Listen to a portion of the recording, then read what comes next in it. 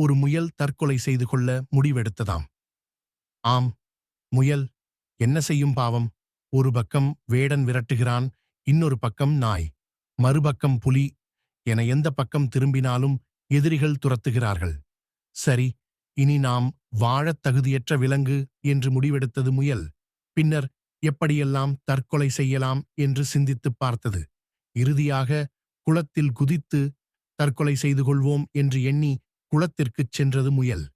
அப்போது முயலின் வருகைக்கு அஞ்சி அங்கு குளத்தின் கரையில் இருந்த தவளைகள் குளத்துக்குள் தாவின.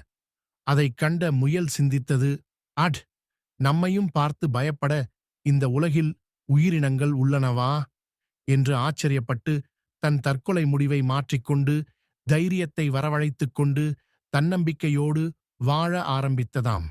தற்கொலை செய்து கொள்வதற்கு கூட வலிமையான மனம் வேண்டும். அவ்வளவு